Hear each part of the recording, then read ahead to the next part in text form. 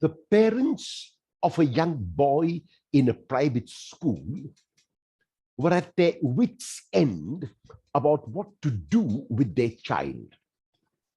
He was not performing well in school. He was failing in all the subjects, and no amount of coercion, rewards, or gifts could effect any change. They consulted many of their friends and relatives. They took the child to psychologists and academicians, but to no avail. Finally, one of their relatives suggested that they send their child to a school run by the Jesuits. Since they had tried every other means, and since they did not think that their child could get any worse, they enrolled him in the local school run by the Jesuits. After the first semester results were out, the parents were pleasantly surprised to find that their son had not only passed in all the subjects, but had topped the class in 3 of the 6 subjects that he was studying. They rushed to the school after seeing the results to thank the Jesuit principal, whom they thought was responsible for the change. The principal accepted the praise as humbly as he could.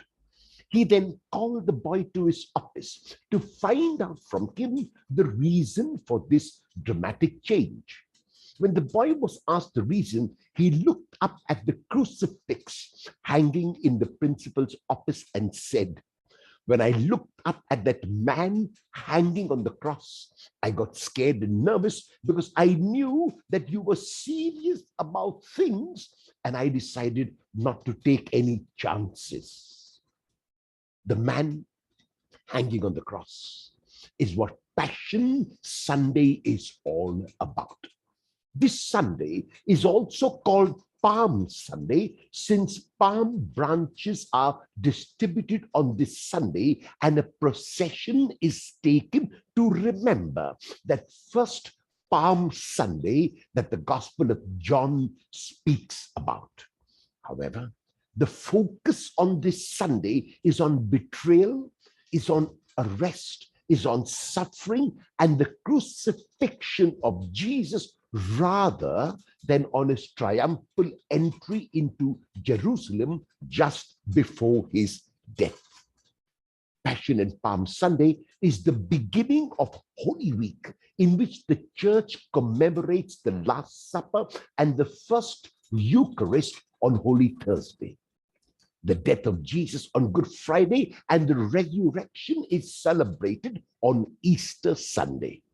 By identifying ourselves with the mystery of the suffering, of the death and resurrection of Jesus, we ourselves experience a great liberation, a Passover from various forms of sin and enslavement to a life of joy, to a life of freedom.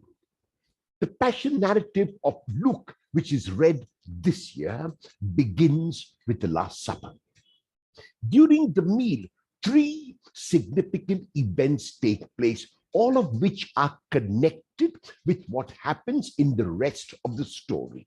The first is the prediction of betrayal by Judas.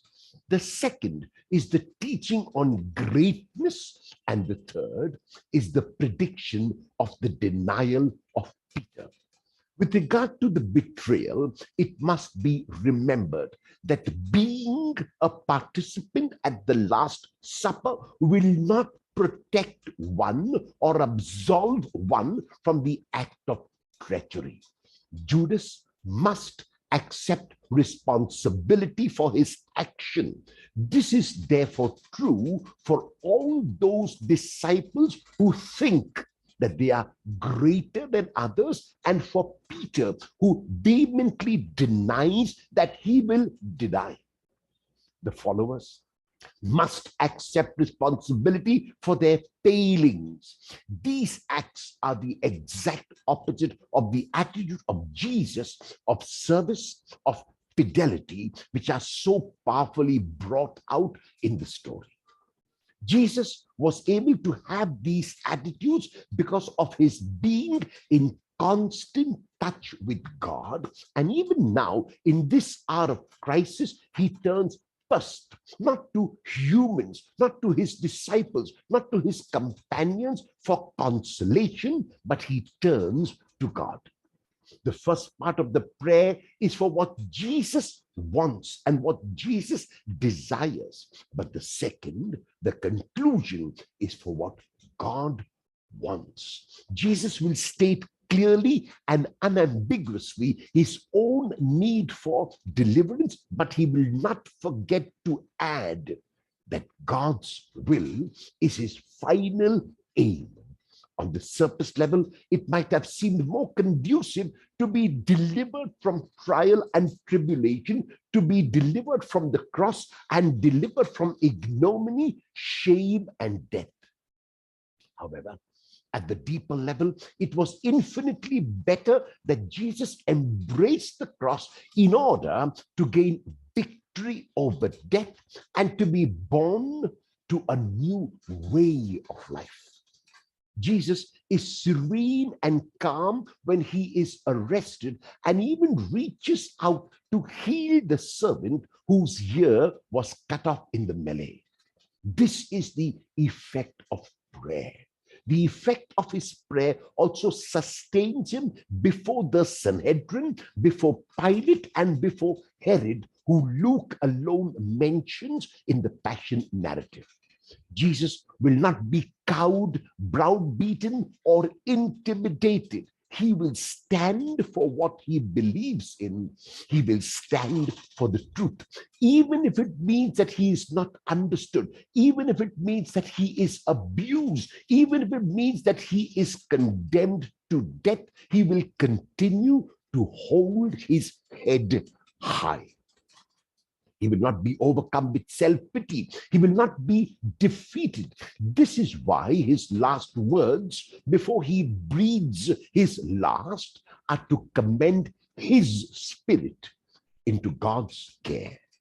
The veil of the temple being torn in two, the centurion proclaiming the innocence of Jesus, and people going to their homes beating their breasts are all occurrences which point to the fact that true worship is no longer in a temple, in a church, in what we call a place of worship, but true worship is on the cross.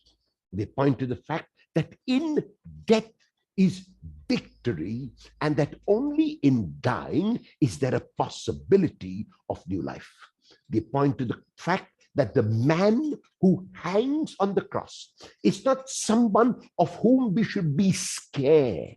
They point to the fact that the cross is no longer a symbol of fear or defeat, but a symbol of victory, a symbol of love. It is in the cross that Jesus finally expresses all that he lived out through his life. That is a life of unconditional mercy, a life of love. Will we, who profess to be disciples of Jesus, never be cowed down or intimidated by untruth? Will we, after we have prayed to God, whom we know always sustains us, be able, like Jesus, to hold our heads high, even when we are carrying our cross? I pray that we will.